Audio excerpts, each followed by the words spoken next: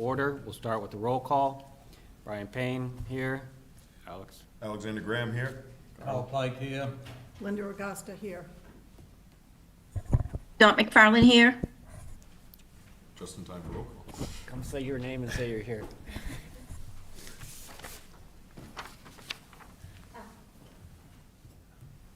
Suzanne Haggerty here. Thank you. This meeting is being recorded by PAC TV. Anyone intended to make an audio or video recording of this meeting should notify the chair at this time. Okay. We are going to start today with a discussion of the Jack Berry Boathouse roof application. At our last meeting, we had a brief conversation about whether or not the repair to the boathouse roof would qualify under historic preservation. In the interim, I took the liberty to reach out to the Community Preservation Coalition, which we are a member of, to seek advice. And the response I got, I'll read to you, to the committee and to the public, the response I got from the coalition. Quote, "It is generally understood that the preservation verb of the CPA allowable uses chart applies to the work that is done directly to the historic resource." The phrase directly to the historic resource is underlined. So your original project that sent CPA funds on the actual historic boat was allowable. But once you move away from directed work to the historic asset, you are in definite gray zone with CPA. How many degrees of separation from the actual work on the historic item would be allowable? What if the applicant asked for funding to insure the boat? What about building an entirely new boathouse from scratch? Would installing a security alarm system qualify? You can see the slippery slope of anything that isn't working directly on the historic asset. End quote. The representative went on to say, a little bit farther in the email, quote, "But CPA is a local program and the decision is up to your local CPC." So I'll open it to comments or questions from the committee. I never like doing items that are in a gray area. Was this also the one that the roof repair was gonna be done by somebody on the committee's husband or something?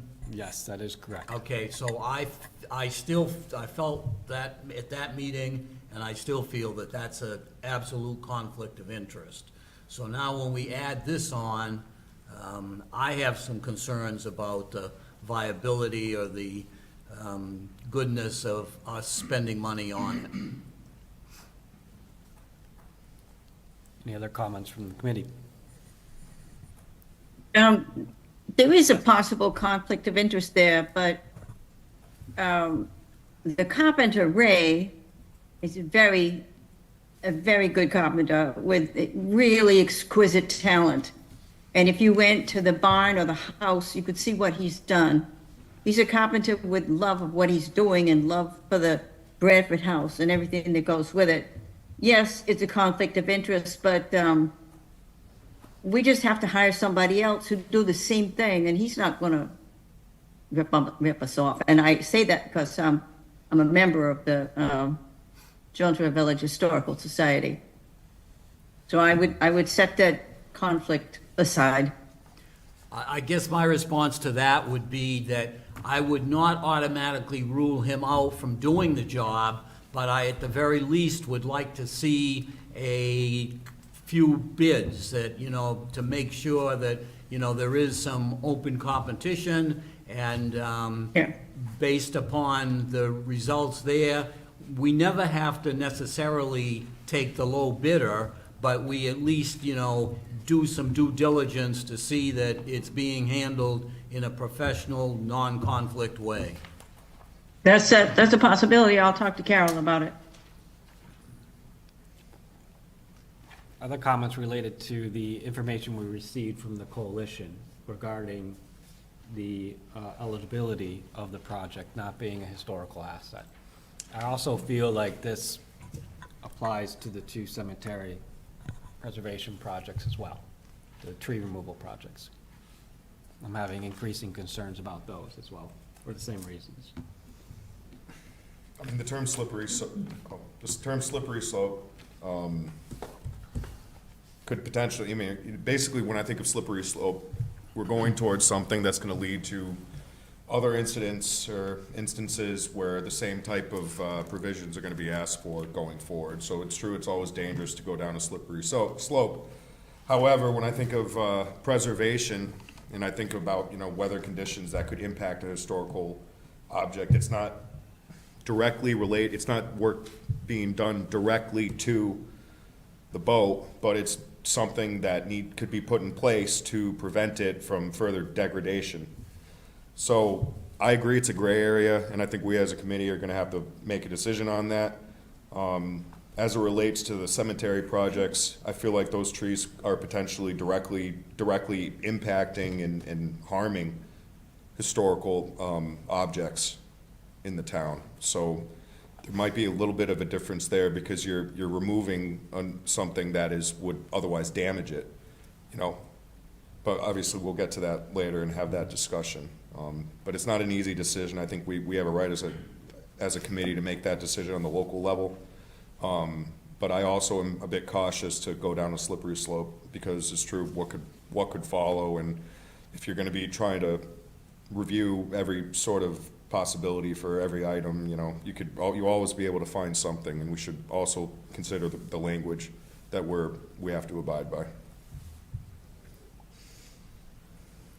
Do we have anybody representing this project? Yeah, Do you I'll know? ask for the public Okay. to speak in a second too, but I wanted to give the committee an opportunity to ask questions first. Okay, I guess I had a question from the representative, is that, Yep.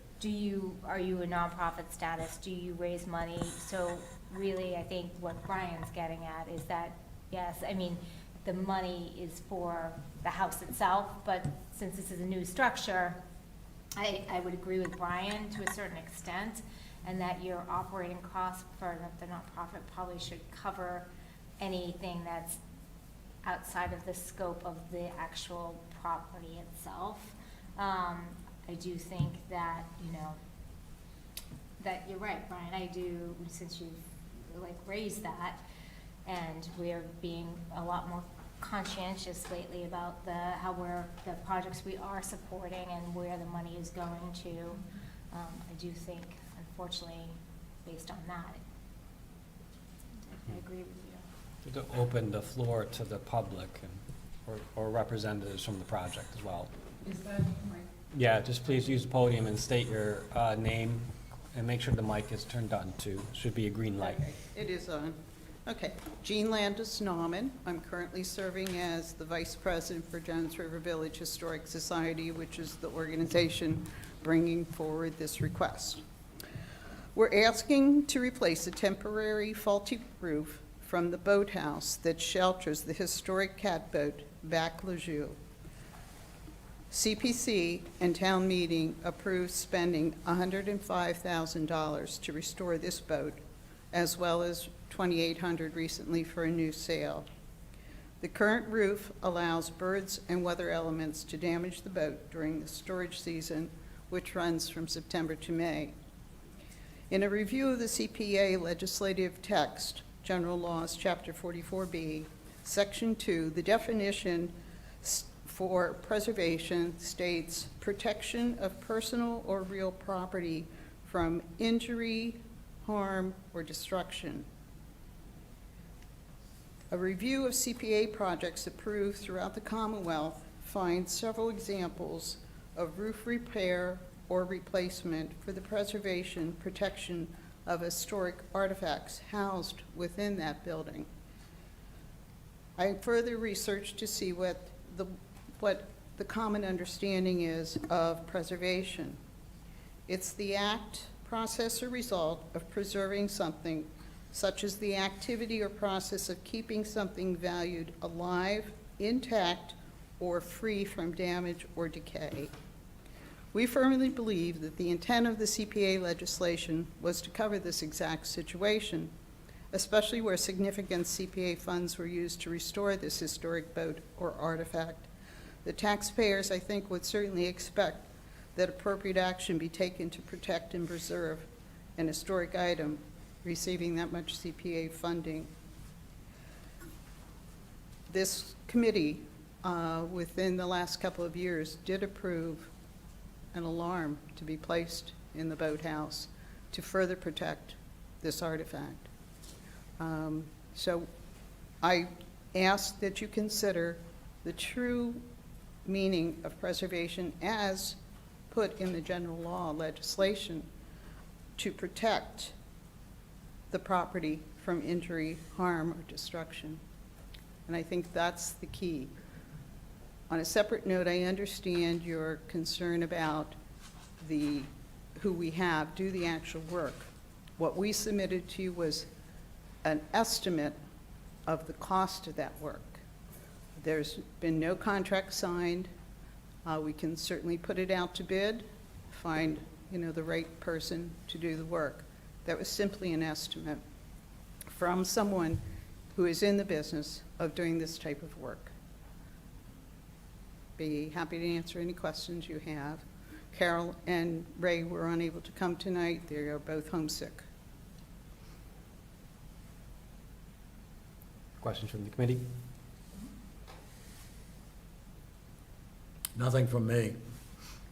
Thank you for your presentation, it's much appreciated. Okay, thank you. Any other public comment? Okay, hearing none, we'll move on to the public hearing to review and discuss CPC projects to be recommended to the town meeting for fiscal year '26. Pursuant Massachusetts General Law, Chapter 44B, Section 5B1 of the Massachusetts Community Preservation Act, the Kingston Community Preservation Committee will hold a public hearing to review and discuss community preservation projects to be recommended to the town meeting for the fiscal year 2026. The Community Preservation Committee is also seeking input from the community, town boards, commissions, and other town committees on the needs, possibilities, and resources of the town regarding community preservation possibilities and resources, and as to ideas and suggestions for future projects as well. All right. I move to open the public hearing. Second. We will do a roll call vote. Brian Payne, aye. Alexander Graham, aye. Suzanne Haggerty, aye. Kyle Pike, aye. Linda Regosta, aye. Dot I. Thank you. First project to be considered will actually be the Bates Pond Accessibility Trail Project. Amount request $68,222.80. We have Representative Matt. You want to make a little presentation at all, or you feel like you have already? It's up to you guys. I was sick at the last one, so I assume nobody presented anything. I did what I could. If you did, I guess if nobody has questions, I don't have to get up. I think Dot and Brian did you proud at that meeting, but if you want to present. go ahead. Does anyone on the committee have questions that they would like to present to the town's conservation agent, who is the formal submitter of the applicant? I don't have any questions, and I'll just reiterate what I said the last time. I find this a lot of money to spend for access for a limited number of people. May I make a comment? Yes, Dot, please do. I am most likely the person who started this whole thing. I used to do nature walks when I worked at the Nature Center in Norwell. And when I retired and started going to the senior center, someone asked me if I could do those nature walks around the senior center. So I took a look at what was available, and literally there is nothing available around the townhouse or anything in that particular area. And seniors have difficulty with bumps, with holes, with tripping things. I'm a senior, I can tell you, I can't walk most normal trails. So having a trail that is close to the senior center, that is accessible, that has a lookout on the pond, all of the good things that are going to come from this, it's just wonderful. And because I've already been asked, can I do such a thing? I know there's interest. The seniors there are very active. They go there because there are things to do, and there's a lot of exercise classes, even for those with have difficulties. You can do chair exercises for arthritis, etc. So those classes are always full. I know there's interest, and not only at the senior center, but when this is available, and people hear about it, it's going to be even more popular. I am looking forward amazingly a lot to start doing nature walks, or just walk myself. Thank you, Dot. I'll say two things, and directly to Carl's statement, which I hear and respect. I'm not terribly concerned of spending money on a project that might only be used by a small percentage of the community. I think that's fairly true for nearly everything we spend money on for the CPC. And we're also talking about a demographic that has not received the benefits of open space or conservation land to the extent that others. So adding additional funds to that, to me, creates an equity that we need to address. The second point I would make that is in the open space report or plan, one of the major agenda items was accessibility trail. And if we have any hope of achieving that, this is it. If I could ask just a clarifying question. This initial request for funds is just for the design of the project.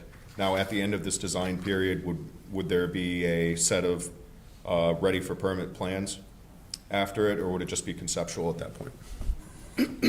No, this should be full design with permits in hand at the end of this. Okay. And I was going to tell Carl we might even come and ask for more money next year. So what this is I'm sure.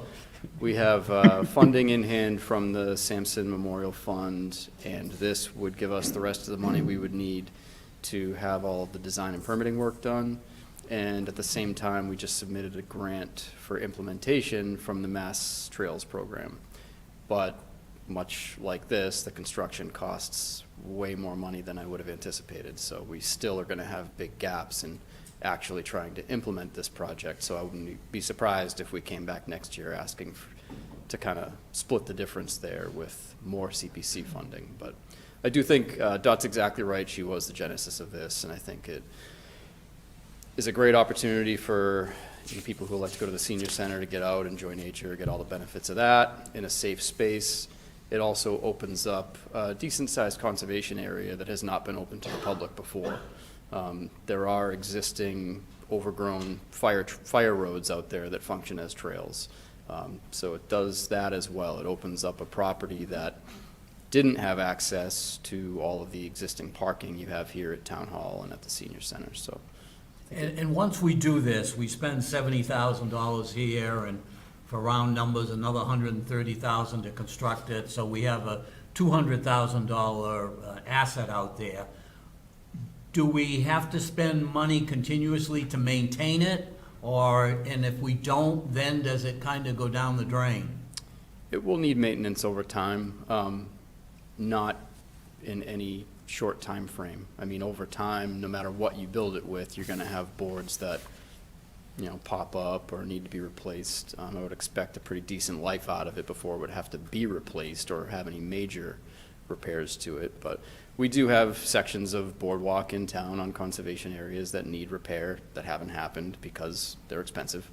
But this one, being as close to this building and the senior center, would definitely be easier to keep an eye on. And it would have more of an impetus to keep it perfect because you don't want to have those tripping hazards. But no, I don't think there's going to be a long time. I'm not coming to CPC every year asking for $10,000 or $20,000 for maintenance on something like this. Well, better coming from CPC than the general fund budget. Well, actually, I have to jump in there. It wouldn't qualify for CPC funding. General maintenance would not qualify. You'd have to work it into your operational budgets. That's my concern. But I think these types of projects really don't need a ton of regular maintenance. Yeah. What's the expected timeline for design? Do we know? Couple months. Couple So months. funding can be available July 1st. We have an engineer already waiting. He's done a couple of projects with us and with REC successfully, and he also came out cheaper than the other quotes we got in for this. So we expect a couple months for design. The only permits we expect to need are from the Conservation Commission, who's sort of sponsoring the project anyways. So we don't expect a long turnaround there. And then it's a matter of, can we put enough grants and private funding together to actually build it, or do we need to phase it? You know, and if I needed to come back next year and ask for more CPC funds, that would be phasing. So. Thank you, Matt. Any other questions from the committee? Any questions or comments from the public? Would anyone on the committee be prepared to make a motion for the Community Preservation Committee to seek, to submit this application to town meeting for fiscal year 2026? So moved. And a second? Seconded. We'll take a roll vote. Yes? You're gonna need to say where the money's coming from. Oh, right. You gave me language, right? Last year, you reviewed all the applications, then you reviewed your budget, then you voted. That's Okay, why it's thank on you. the end. And you don't have, you can do it any way you want, but that's the way I ordered it in those notes.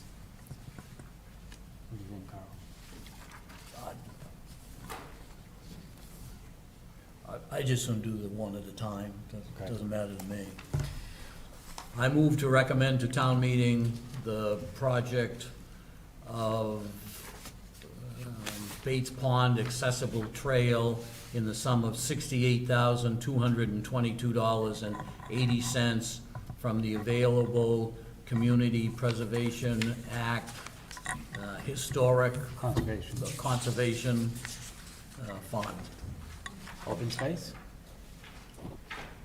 That's why we're gonna review the budget after. Not all the buckets have enough money to cover a full project. So if you're gonna use open Okay. space, you're gonna have to split it between open space and All right, undesignated. let's go with your original plan. That was clearly the right way to go. So we will deny that motion this time, Carl.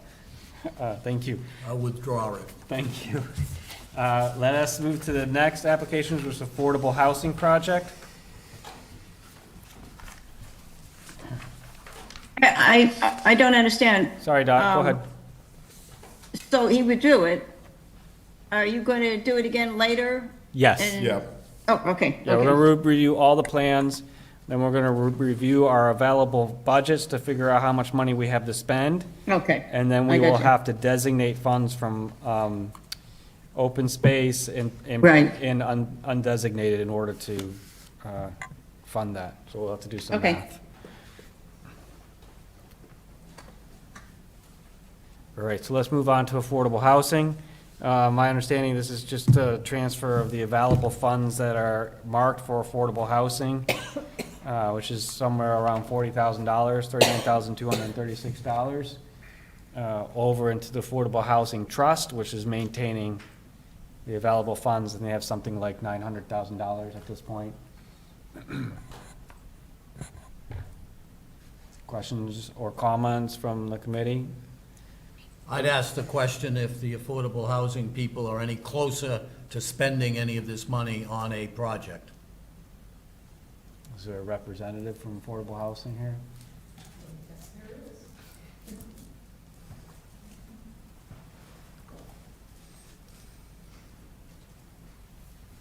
Carl, thank you for asking that question. Yes. I'm not able to disclose what it is. The town, we're working with the Board of Selectmen, the conservation agent, and there's a large piece of property in town that's for sale. We're in the process of having it appraised, and there will be a significant number of housing units, which we hope to put our money towards the purchase of the property and then find a developer who will buy it and do the housing as we request. There's a possibility that it'll be age targeted, but we're very, very excited that we finally have a project coming up. As you know, I was talking with Alexander before the meeting, and there are no projects coming forward because of the water moratorium. So it's been very difficult to have a developer approach us about including affordable housing. We are also working with Habitat for Humanity, trying to find an existing property with water in Kingston that's for sale.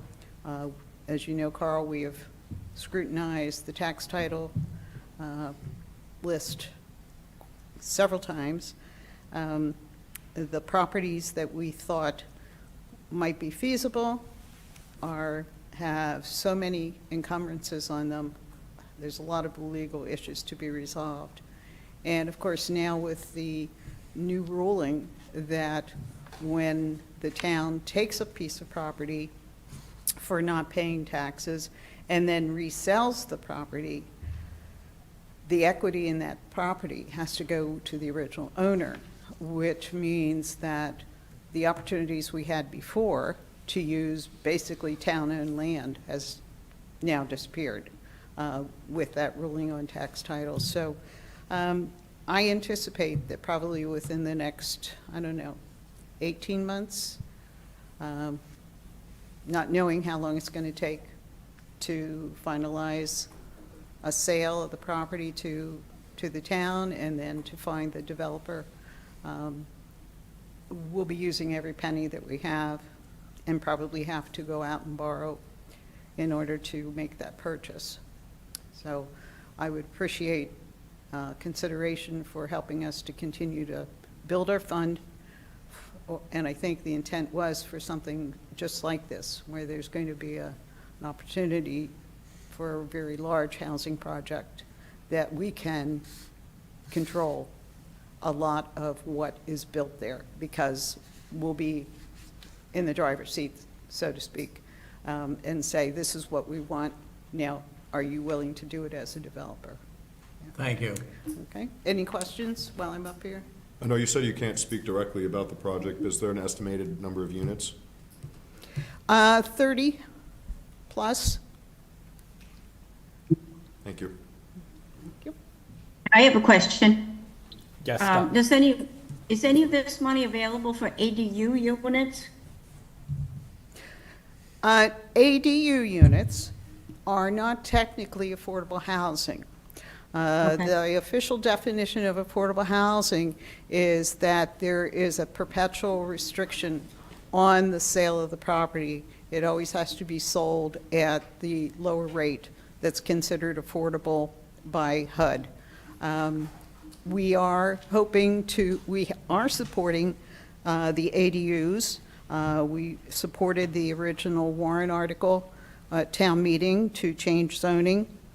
And because the state has now issued their own rules that became effective the beginning of this month, our town planner is in the process of rewriting some of those, the article in the zoning to comply with the state mandates, and that will be presented at the annual town meeting. They are having a public hearing on that on March 10th. If anyone is interested in the rewrite of that zoning. So I wish they would be considered, but because they're not officially affordable units in the technical definition, we could not use any of our money for that. Thank you. Mm-hmm.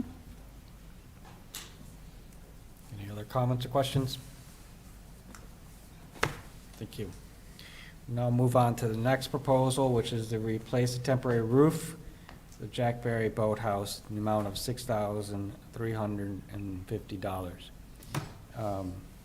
When I joined the committee a number of years ago, the committee was in the process of changing its application process and redoing the forms, because there was a sense that there was a little irregularity in how the CPC functioned, and a general fear that was becoming a bit of a rubber stamp.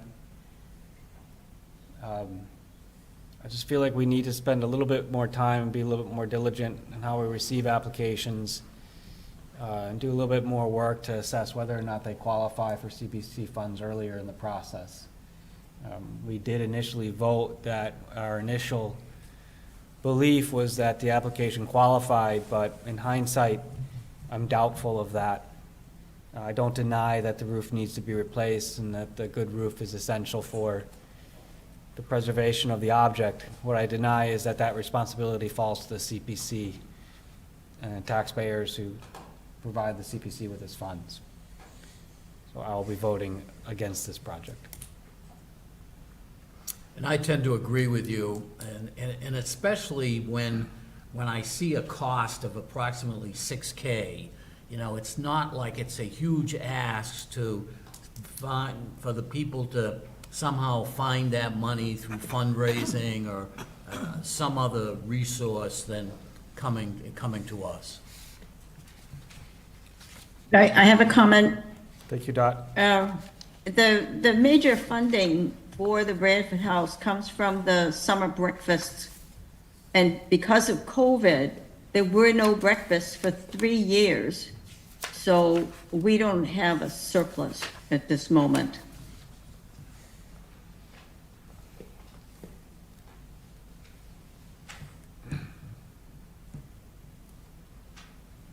Any other comments? Okay, we'll move on to the next application. The Kingston Evergreen Cemetery Historic Cemetery Preservation requesting $24,000 for some tree clearing. I assume everyone has seen the statement made by the town's conservation agent. Everyone on the committee has seen that statement. It's considered a submission of a public statement on behalf of a town commission. Matt had to leave, but This being a public hearing, I think it might be a good idea to read this Sure. letter into the record. you'll make me read the whole thing? All right. To the CPC Chair and membership. Understand you asked the conservation agent comments, reason the 2 applications requesting CPC funds for tree removal. Apologies, I missed that meeting due to catching the flu. I was present for the project assessment presentation and was surprised to hear the scope of the request. I questioned several aspects of the request and imagine many Kingston residents will question in retro once they see the clearing occur or see the results. For starters, I would question whether removing trees could be considered community preservation. I understand the issue caused by shading or branches, tree falling, but wonder if that's truly an allowable use of funds or whether there is at least precedent. I understand arborists have looked at both properties. If I were the CPC, I would want to see a full report by a certified arborist, and I'd want all trees to be clearly marked so that the committee members or concerned abutters, residents could see and appreciate the scale of the work. The combined request proposed removing up to 98 mature trees. As these properties are adjacent and in the center of Kingston, the work will be quite visible. Speaking on the Evergreen Cemetery, it's like an arboretum in there. It has beautiful mature trees. I would suggest exploring whether CPA funds could be used to treat any trees in order to prevent decline that would clearly be preservation and beneficial for the community, though treatment is often expensive. Mature trees are of tremendous importance, particularly in developed areas. They provide cleaner air to breathe, reduce heat island effects, mitigate climate change, and produce much-needed habitat and forage for wildlife. We live in trying times. There are many diseases and insect pests for our trees to contend with, so I'm not saying removal should be prevented, only confirm that it's necessary and that this is an appropriate use of the town's limited CPA funds. Signed by Matt Pinelli, Kingston Conservation Agent. Any questions from the committee? I have a comment. Thank you, Dot. You live long enough in Kingston and you can comment on almost everything. But my folks are buried in the Evergreen Cemetery. And shortly after they were both put there, a very large tree fell nearby, smashing one of the monuments. And a beautiful mature shrub just smashed to pieces. Granted, they are mature, they're gorgeous. I agree with everything that Matt said. But we have weather now that is off the charts with wind and constant changes. And those trees, some of those trees, I will say, and parts of some of those trees are susceptible. So I think that we would have to listen to the arborists and what they say, and how we could limit the number that are removed. It's a beautiful cemetery. It is like an arboretum. It's a joy to walk through, except for the fact that everybody's gone there, but I don't see a problem with using the money if it's defined as Matt says.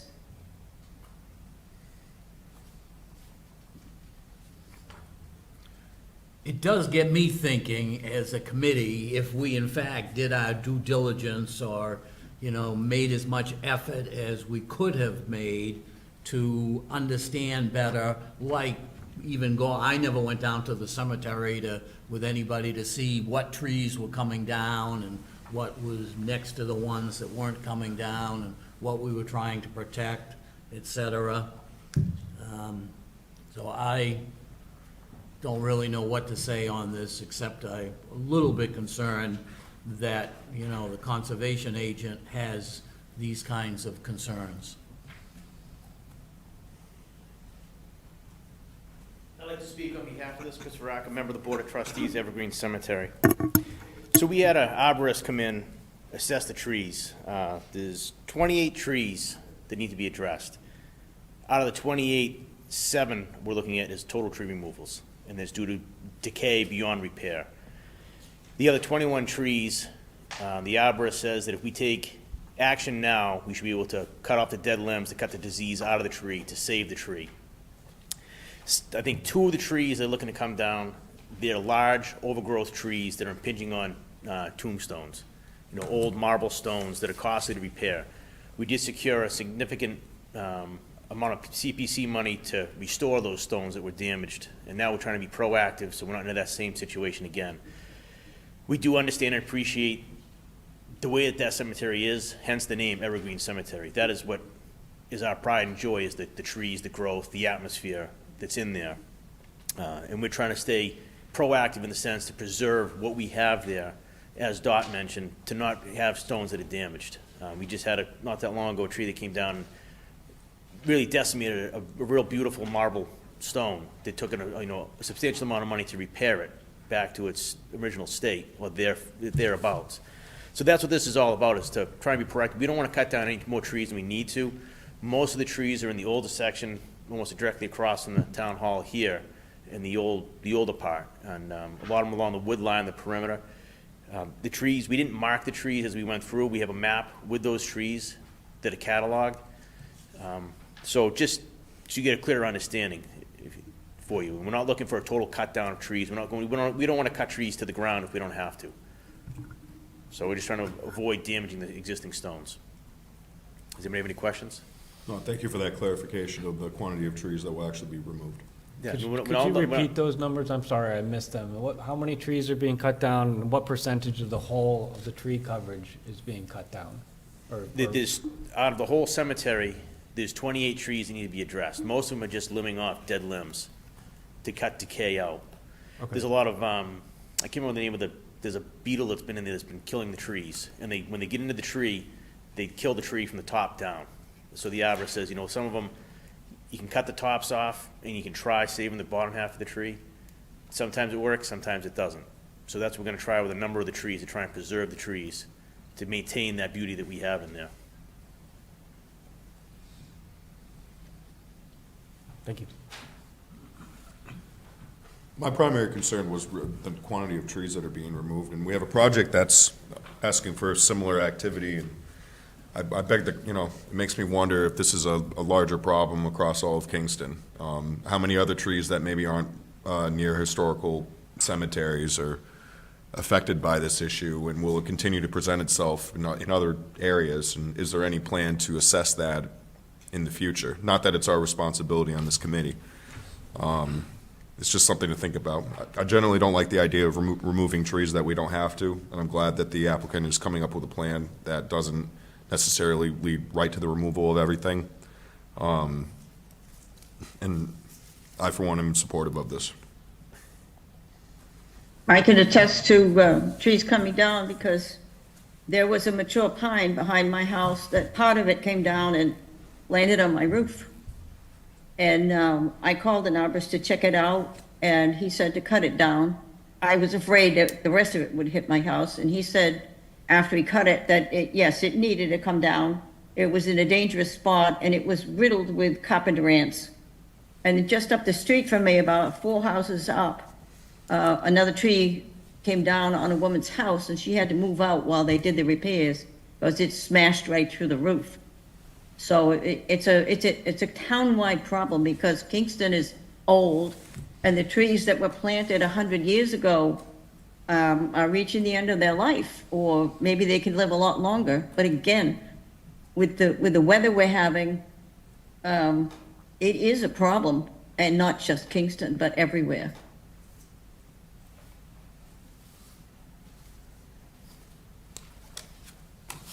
Well, no, both applicants did submit arborist reports to the application. The reports indicate what trees are coming down. I think what the conservation agent might have been referring to is the lack of report on the disease element of the trees, but there is an arborist report in the application. And both have maps that indicate which trees are coming down.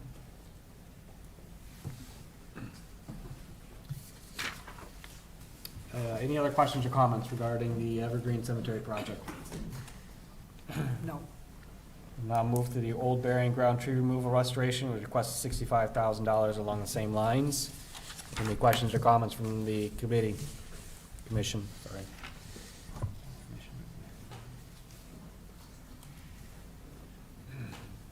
Any questions or comments from the public?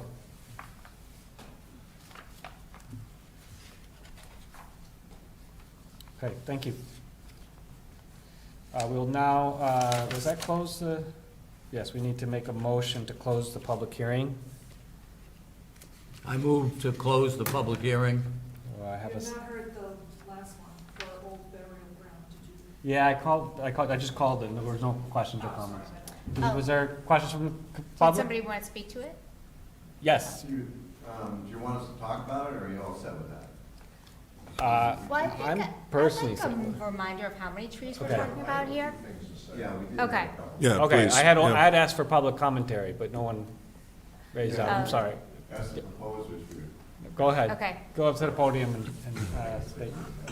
I did do that, right? Yes. Yeah, sorry. Craig Dalton, Chair of the Historical Commission. And we were just, we wanted to reiterate why we're doing this over there. And basically, it's the protection of the historic graves, the gravestones, the tombs, the vaults, and actually the burials there themselves in the old burying ground. As you know, from the packet that we sent to you, the burial ground originated as a gift by Major John Bradford in 1717. Many of the town's founding fathers, the state, and the country's important historic figures are buried in that cemetery. It's on the National Register of Historic Places. I did want to mention that within that, we've been having a lot of damage, and I've sent some pictures included with the application packet about the damage from the trees that have been falling, the branches that have been falling there, and these stones go back to 1717, or many of them are very fragile stones. We've been spending money on the preservation of the Revolutionary War soldiers, also the Civil War soldiers there too. Why is preservation of those important? Why is this protection of them important? Well, it's basically, and remind me if forgive me, I'm going to put on my glasses here. Basically, I made some notes. As I say, it contains the graves of many historically important people in the community. It provides our community with a connection to the town's past, provides information on the history of our town and their forefathers, and it offers an opportunity to increase our knowledge of our past. And I'd just like one of the members, Tom Vendetti, Historical Commission member here, just to speak about what we've been doing with the cemetery as far as knowledge goes. Tom, you want to just mention that to them? Just as a way to show you how important this cemetery is to us. Yeah, first I'll talk about what I did in a school. I taught for 40 years in Brockton. They can't keep me out of a classroom, and I haven't been in a classroom for about 8 years. And, well, I decided to put together a little lesson plan about the old burying ground. So I did kind of like a trial run with some 6th graders around Halloween, and you know, they love Halloween, of course, and graveyards. And I had many photographs of the old burying ground and the church that's there, and I told them about the history and the art of the old burying ground and the parts of the styles of the gravestones. And so what they did, one of the projects they did was they did some writing, which is very important, you know, both creative writing and critical writing, which is, you know, that used to be, when we had MCAS, that was a very important standard that we had to do. And they did artwork too, so, you know, I just got, you know, it's hard for you to kind of see them, but some of the artwork was really kind of cool, and some of the stories were too. And that's something that I could really publish and get into the school system, and we could do more advanced things with high school, junior high school, and high school students. Remember, 2026 is coming up, the 300th anniversary of the town, and this is an ideal opportunity. And that, by the way, is one of our things that we're doing at the Historical Commission. And one of the things that we're supposed to be doing is enhancing educational opportunities for people, doing tours of the graveyard, which I've done many tours already for individuals, and during 2026 I'll be doing more. But there's a couple of other things. Can I talk about a couple of other things here, why we want to be taking down these trees? All right, I'll be very quick. The original old burying ground, it was a churchyard. It was not meant to have trees in it. And it's been described by one of the 18th century ministers as an elevated plain from which you could see the ocean. I have drawings of the old burying ground from around 1830 showing no trees at all. The problem with trees is this. It stops the air from circulating amongst the stones, okay? It stops the sun from getting in and drying up water and snow off of the stones. The stones are made out of slate. And slate, I just brought a little piece for you to take a look at. It's in little layers, thin little layers. The water gets in between the layers, freezes at night, and it expands. And it causes a thing called delamination. If you go into the old burying ground, you'll see many stones. They're going to be gone unless we can stop this delamination and repair some of the ones that have already been destroyed. And we've already had grants to take care of the Revolutionary War soldiers. So it is important. And the next thing I just want to say is we do have an arborist report from the master plan, which you can look at, and the trees are all identified that we wish to take down. Thank you. Sorry, quick question. So that's from the you have a portion of that in the master plan? This is on the ground. No, the the report. master plan. master Oh, plan, yeah, sure. so that's, this CPC is part of the the master plan that was put out a couple years ago? Okay. The citizens paid for that. You Okay, approved yep, it. I remember seeing this, okay. Yeah. Can you confirm how many trees are being cut? It's close to 70 trees. Most of the trees within there will go. So you And- said the most of the trees there will go, so you, Most of them will, they're mostly over mature spruce trees, and that's the problem we have. A lot of those trees are split at the top, which weakens them up there at the notch.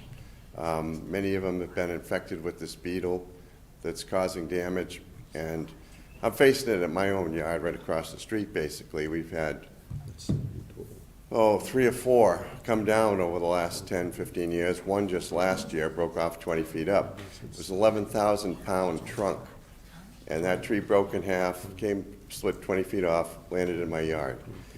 And I'm looking at the one behind my house, which is even bigger, which we're going to be taking down soon. But, and it's just because of this threat. They've reached the end of their lives. And especially in this location, where if they come up and uproot, they're going to disturb the graves below them.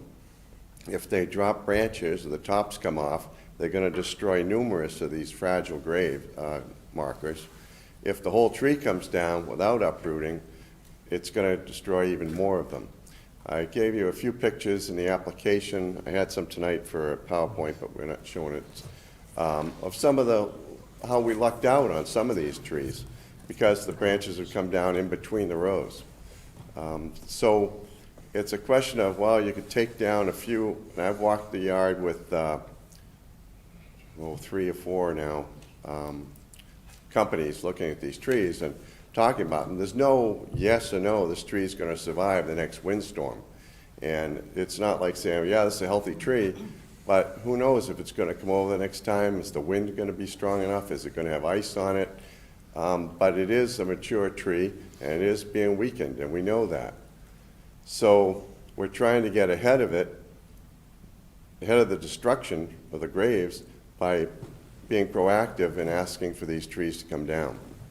If you take down half of them and leave a couple standing individually, they're more likely to come down by themselves, even if they were fully healthy. So although I love the trees too, and we like to keep them up even in our yard, some of them that are most threatening do have to come down. And as Tom related and did a very good talk about, this cemetery was built, and I had a picture, and you've probably seen it. We might even have it out here, a drawing of the old meeting house showing the cemetery in the back. And there's no trees on it. There's another picture here in 1925, basically, showing basically the start of those trees. There's nothing out there. So it's not like we're taking down a forest. Our ancestors did that before us to clear that land. But we feel it has to be done to protect these things. And now's the time to do it as the storms are increasing, the bugs are increasing. We're going to try to save a few of the good specimens out there, make sure they're good. We did get several estimates. Believe me, it's hard to get estimates these days.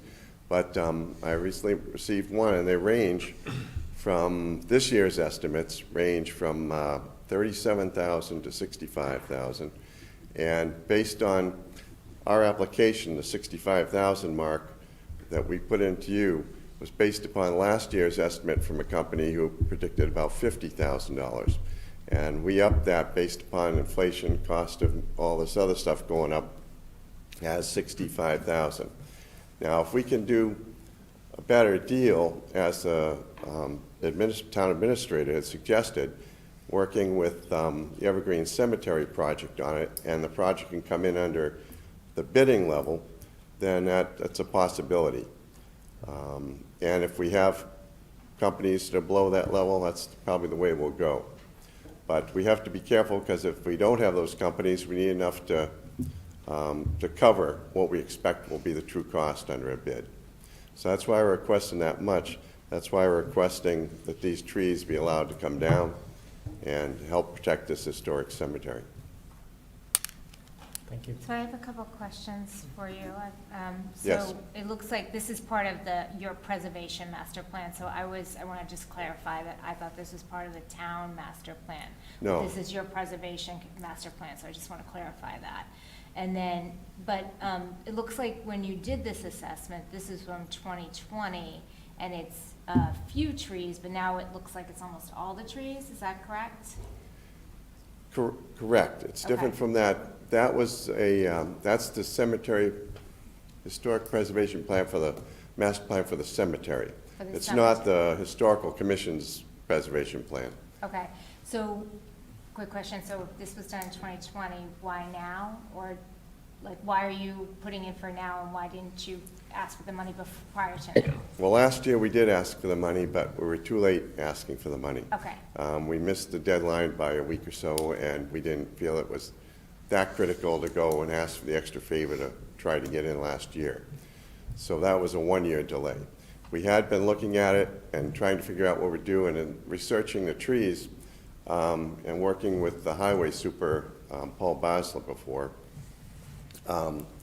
It was almost like, well, we take one down here, keep one here, and it didn't make much sense. So now after the tree guys came in and we walked around with them, they were saying, well, we could leave a tree here or there, but you're more likely to lose that tree if it's alone. So there are more trees that we're proposing to be removed than that proposal there. That plan, the trees that they're saying that the person said, you know, are good specimens and should be kept if we can keep them, those are the ones that are on our plan, and I think I indicated on my application to you that those will be preserved, should they still be in good condition. So the ones that were in fair or poor are the ones that are being taken out? And also the ones that were in that case, some of the ones that are in good condition on there that should be watched are coming down too, because some of those would be left standing alone, and some of those now are infected with this beetle, and they didn't see that beetle then back when they took that survey. Thank you. I have a question too. Will the root systems be addressed of all the trees that have come down? So I would think they're problematic with the graves as well, and both in Evergreen as well as the old burial ground. Will the roots be addressed when? Will the root systems be, you know, taken out too, or how are you going to deal with that since they're? It's a good question. The roots themselves probably won't be addressed. In fact, that's one of the damaging items that's happening now with these big trees too, is the roots are getting so big they're uprooting the gravestones and getting into the tombs. So that's another reason why I want to take the tree down. But there's a lot of, I wouldn't say controversy, there's discussion amongst people whether you should try to stump chump the trunks after they're cut down, or just cut the tree flat to the ground. And that's something we can talk about with these the bidders for the project. Some may be able to get inside the grave line to stump chop a little bit, others may not, but essentially I guess the least work that would be involved would be to cut the tree level to the ground and leave the stump flat on the ground. The roots would stay where they are. Is there any way to determine if any of those roots have already been impeding on the graves without disturbing anything? Or is it kind of like it's in the ground, there's no way to know about it? What do you mean impeding? No, I mean like, because this, obviously the root system remains. I mean, how do we know if it's already like made its way into some of the tombs? Is there a way to know, like, or some of the grave sites that are there? Is there any way to like uncover that? It's really just... No, not really. Not really, right? No. And as far as the stones go, you know, on the surface, it's visible what they're affecting already. Yeah. We're just trying to stop that from going further. Now, with the delamination of the stones, is there any plan to, I guess, try to like recover from that? Because once there's delamination, no matter, regardless if you cut down any trees, it's still going to be exposed to elements, right? Right. The benefit, though, without having the trees there, the low cover, is that it can dry out quicker to prevent the moisture from staying in there and freezing.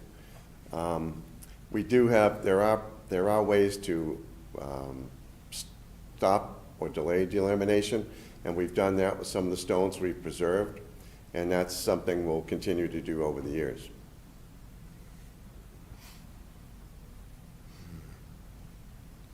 So that is our proposal, and we hope, you know, we'll go with the lowest person that we can get to do the job and try to protect that historic graveyard. Sure, yep.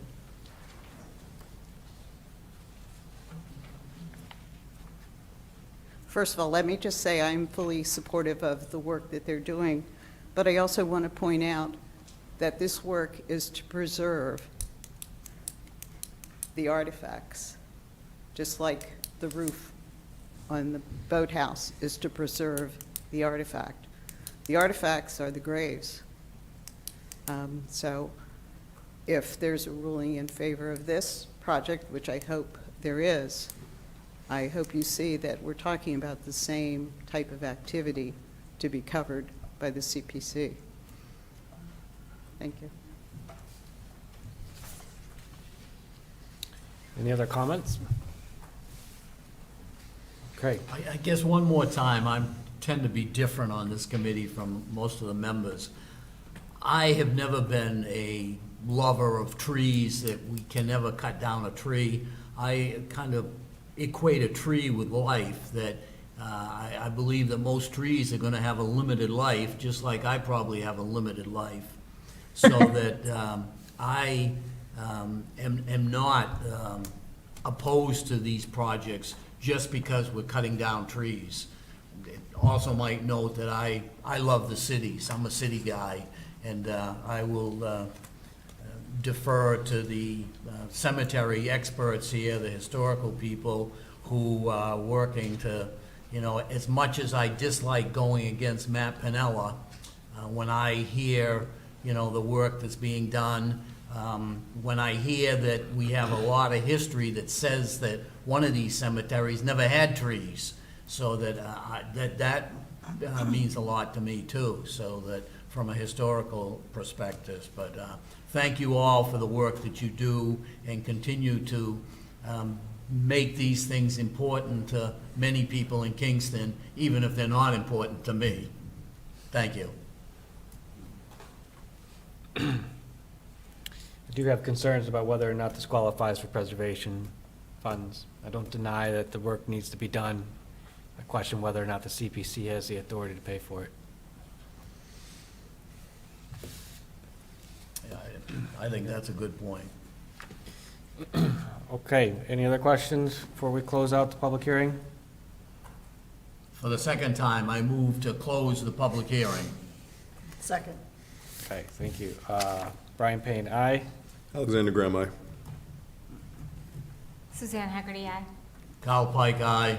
Linda Regosta, aye. Dot McFarland, aye. Noah Vaughn, aye. Thank you. We'll now move to a review and vote on project closeouts. You have the Excel sheet in front of you. These are projects that are currently open. The ones that are highlighted in yellow are ones that can be closed out. We have specific language we need, and I'm happy to do all of them, but before I do that, I'll open it to questions from the committee.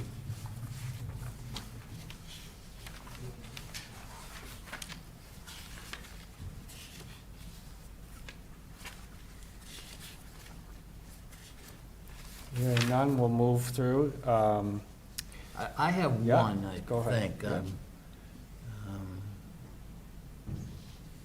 Trying to- I actually have one too. Go ahead. I just have a question about item number, the extended Joan Rivers corridor from Hathaway Preserve. Looks Yes. like the original amount was 35,000, there's a balance of 22, almost 23,000, but the property was sold, so wondering if the property was sold, was there an assessment done, or where was the, Yes. what was the money used for? That original request was for the assessment, so I don't know if there was a down payment made on the assessment. I remember and just signing it, didn't have yeah. the assessment to And then happen. we came very, very close to purchasing the property. Probably, we had an agreement, we being the town, I'll Yeah. say, had an agreement with the owner, and literally hours, and they went and sold it to another Yeah. person, yeah. Okay, So, all it was right. about as close as you can get. They had actually secured grant money for it Yeah. too, state grant money for it. The question I have is, on this long spreadsheet, the very last one there, $8,800.76. And in the packet, I saw that there was a report back June 13th of '22 to hold the current amount. This has to do with the Hall property, Native Indian things that we were finding. And I just wonder how long we want to keep this open, that, you know, where 3+ years, or getting close to 3+ years since the money's been sitting there. My understanding is the only thing that's left is the signage. No, No? that's not. Oh, sorry. The money was distributed in fiscal year 2015, Carl. In '22, I asked, they said they'd spend it in the year.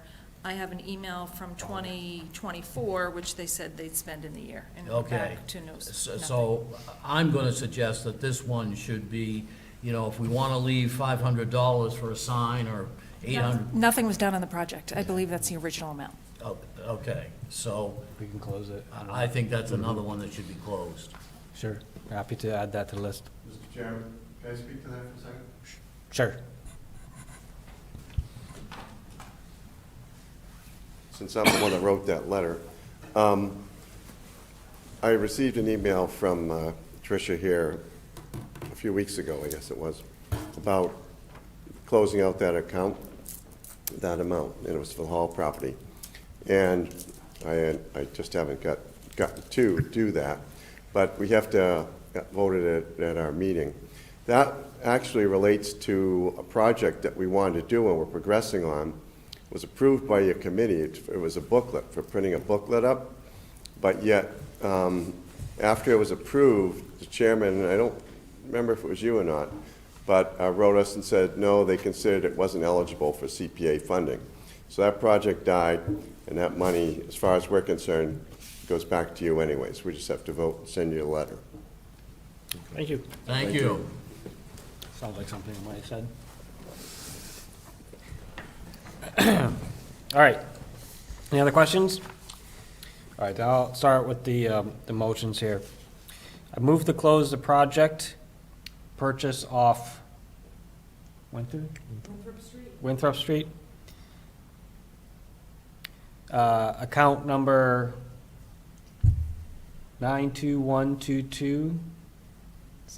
92122-72610, and return money to the undesignated bucket. Second? Brian Payne, aye. Alexander Graham, aye. Suzanne Haggerty, aye. Carl Pike, aye. Linda Regasta, aye. Dot McFarland, aye. Bill Vaughn, aye. Thank you. I move to close the project and extend Jones River corridor from Hathaway Preserve to Korea Land, Wapping Road, number 92122-72616, and return the money to undesignated bucket. Second? Brian Payne, aye. Alexander Graham, aye. Suzanne Haggerty, aye. Carl Pike, aye. Linda Regasta, aye. Dot McFarland, aye. Bill Vaughn, aye. Sorry. I move to close the project Jones River corridor, purchase Korea Bog property, number 92171-72624, and return the money to the undesignated bucket. Second? Brian Payne, aye. Alexander Graham, aye. Suzanne Haggerty, aye. Carl Pike, aye. Linda Regasta, aye. Dot McFarland, aye. Bill Vaughn, aye. I move to close the project municipal boat ramp, number 92295722616, and return the money to the undesignated bucket. Excuse me. This is the one if we could save some money for the sign. So Okay, all Let but. me amend that. This is, Yeah. okay, let me amend that. I move to close the project. We're not closing the project, though, right? I guess you could just say transfer all except. I move to transfer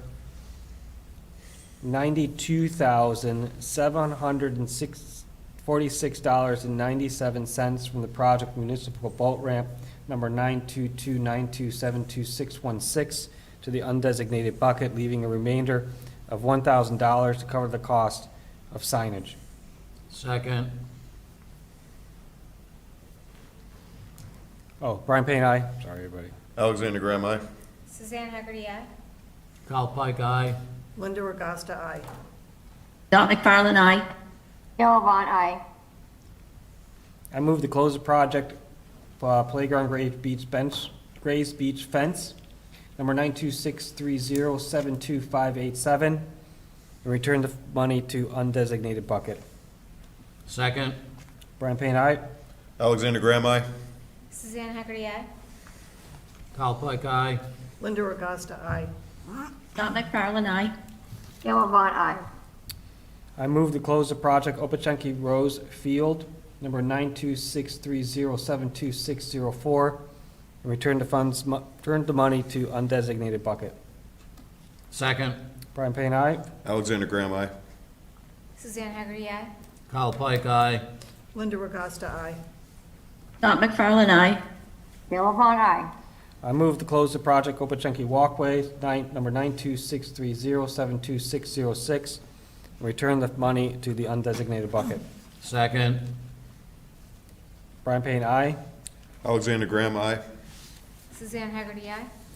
Kyle Pike, aye. Linda Augusta, aye. Dot McFarland, aye. Gail Vaughn, aye.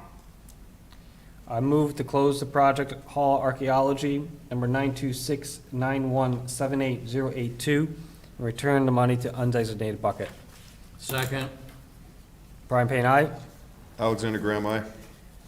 Suzanne Haggerty, aye. Kyle Pike, aye. Linda Augusta, aye. Dot? Oh, sorry, Dot McFarland, aye. I think we got everybody on that one, right? Okay, thank you. All right, now we turn our attention to our budget. Open space has 39,263 in designated funds. Community housing has 39,263 in designated funds. Historic has $40,181 in designated funds, leaving undesignated $384,882.70. Any questions on the budget?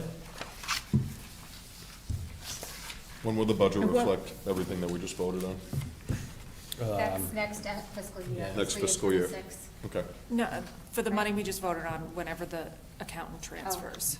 okay. Just, Couple weeks, probably. We have enough money to cover everything that's before us if we want to. Yeah. Tricia, correct me if I'm wrong though, but we can't use that money until fiscal year 26, is that correct? you don't, Because even if it's transferred in this. no, fiscal year- I think you can't. Okay, You can't, nothing would be spent till July 1st, but regardless, the current budget would cover all the projects Everything. if you voted them tonight. okay, thank you. It's a decent surplus after everything, though. Okay, thank you. At the last meeting, we talked about signage. This has been an ongoing issue for the committee. I'd like to get it taken care of if we can. You received the, I'm assuming everyone's received and reviewed the folder that was sent that indicated some of the signage that we've seen. I'll only add, I saw a few others. There was some signage done for some conservation land that had the Community Preservation Coalition symbol on it, so I told Matt he was gonna fix it and change it, but, the coalition is this, nonprofit that we belong to that helps us answer questions and things like that, so it was a wrong image. I would like us to vote on accepting a sort of designated CPC sign. As I mentioned last time, I think this is important for community relations, so that people understand what the CPC is and does, and, maybe help the image a little bit. Statement?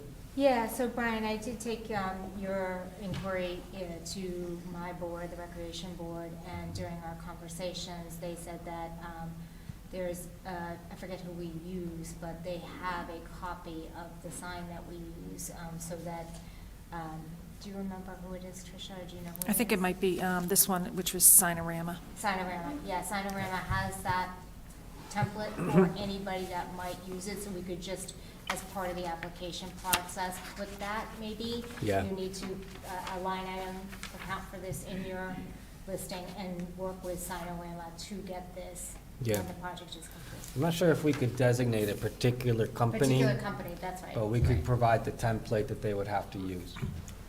Did you guys see it, look at this? I don't know if it jives with this, but I know that the town, for another group that I'm working with, the town is looking at having a consistent form and style and look of all signs around town. And I wonder if this would also come under that. That would be And very it's, good. I know it's Rob downstairs and the highway department folks are collaborating on, they've come up with some designs already, some of them are posted on Rob's bulletin board downstairs, but it's something maybe to look into. I think the Sinorama people said that no one else can use their template. Oh, thank you. Well, I think Yeah. that, what I'm saying is, I think the town is already looking at I didn't know a that. template. I didn't know that. That's really good information to have. And I think if that's true, we should probably wait to see what the town does. Or, yeah, go to them and ask, Yeah. we're thinking about doing this, requiring signage, which we should, any funding organization does. It's already in there. And Yeah. they are required to put signage, but we don't indicate any specifics on that signage. Right. So they and- vary. And we can specify the language and everything, but we should talk with them about Yeah, what the I overall agree. plan is. I agree with that 100%. Thank you for that. I think it might be best for us to wait on that. I had some comments on the language that I didn't like, but I'll hold off until we do that. Thank you. Any other discussion on that point? Not where I wanted us to end, but it's still really important. We don't want to be out of step with the town. All right. Let's move on to the next item of business. It's to vote. I've been doing some math here. So there is specific language, as you can see. I move to recommend to the town meeting the project of, give the project title and sum of, the number that they're requesting, or less or more as you see fit, from available Community Preservation Act, and then you have to designate whether it's coming from open space, community housing, historic, or undesignated. For all but the community housing projects that we have before us, we'll have to draw from the undesignated, so I can give you those numbers. If someone wants to make the motion, I can tell you where they would come from. But I don't want to be the only one making motions, but I can get us started with the affordable housing one. I think that's fairly straightforward. So I can move to recommend to town meeting the project of affordable housing in the sum of $39,236 from the available Community Preservation Act Community Housing Fund. Second. Brian Payne, aye. Alexander Graham, aye. Suzanne Haggerty, aye. Carl Pike, aye. Linda Augusta, aye. Dot McFarland, aye. Yellow Vaughn, aye. Thank you. I will also move to recommend to the town meeting the project of the Bates Ponds Accessible Trail in the sum of $68,222.80.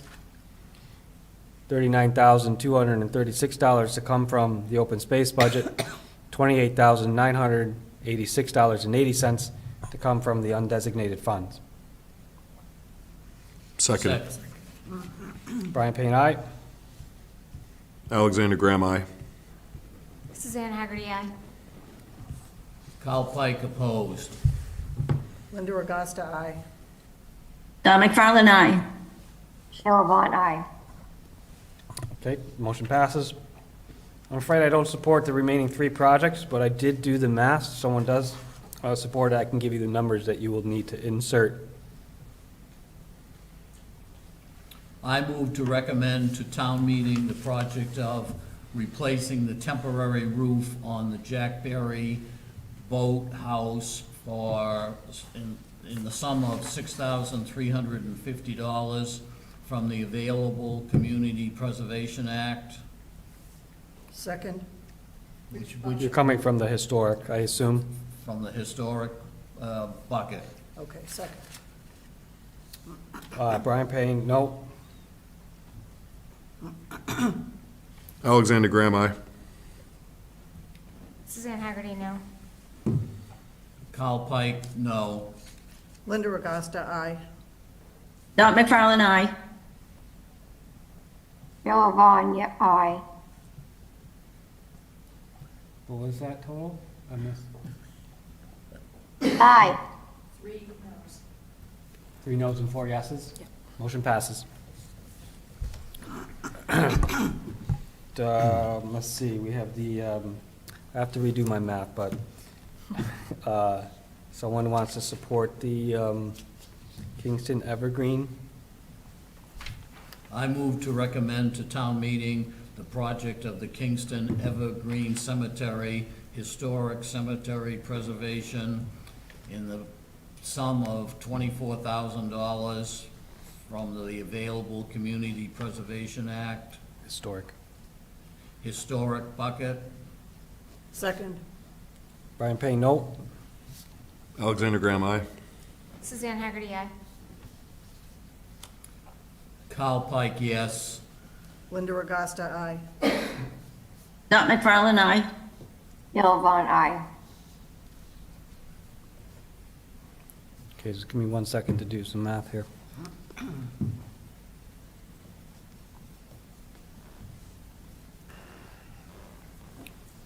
Okay, if someone wants to support the old burying ground, they'll pull $9,681 from historic and $55,319 from undesignated.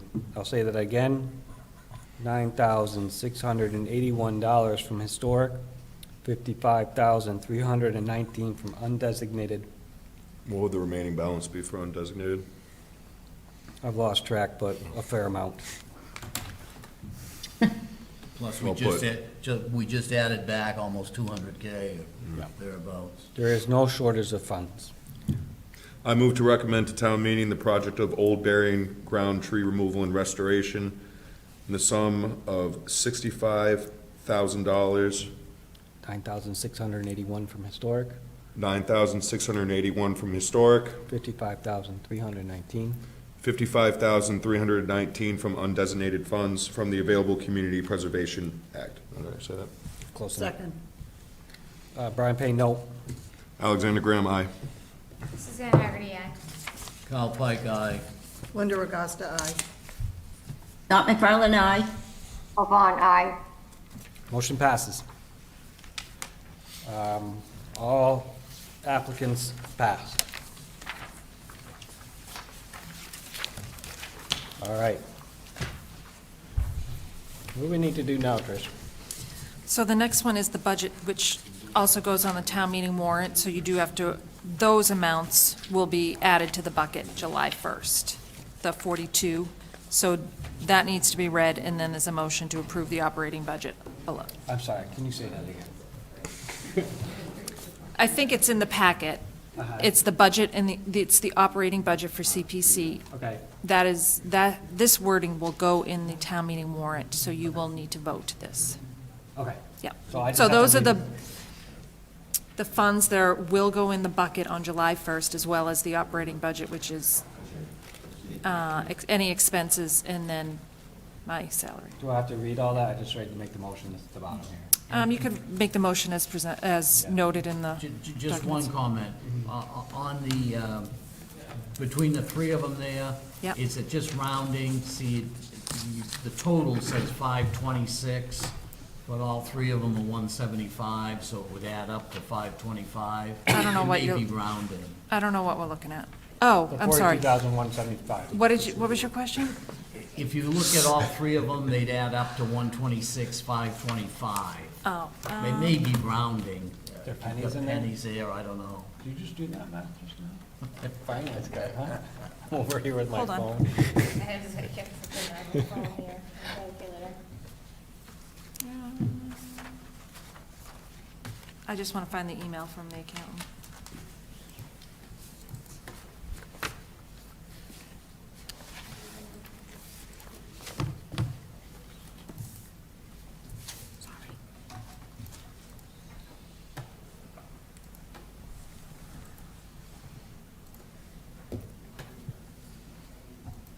Yeah, that, I don't believe that total is correct at all. All right, let's get our calculators out. 42,000, It's just a dollar. 125 times 3 equals 126, 525, yeah, it's close. If you- It's, yeah. $1 off. 26 is $1 off, 525. So I think Carl's assumption is that there's some pennies involved. There may be. Yeah. That it dropped. I I'm think it's all right. probably dropped. I'm all right with the gray area. I move that the CPC allocate the funds between open space at 42,175, historic preservation at 42,175, community housing 42,175, for a total of 126,525. Furthermore, that the budgeted expenses for the year be appropriated at personal services of $8,000, expenses $11,775, for a total of $19,775. Total reserves and expenses $146,300. I'll second. Brian Payne, aye? Alexander Graham, aye. Suzanne Haggerty, aye. Kyle Pike, aye. Linda Regosta, aye. Dot McFarland, aye. Gale Vaughn, aye. Thank you. Move on to the minutes. Yeah, I added them last minute, but there should be a copy in your folder. Yeah, I read them real quick as we were sitting here. I didn't see anything out of order. I move that the meeting minutes for January 9th, 2025, as presented, be approved. Second. Brian Payne, aye? Alexander Graham, aye. Suzanne Haggerty, aye.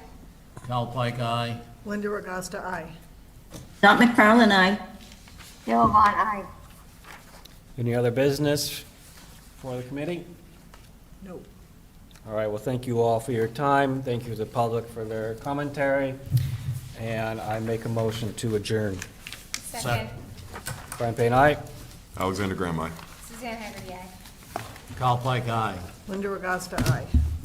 Dot McFarland, aye. Gale Vaughn, aye. Thank you, everyone. Have a good night.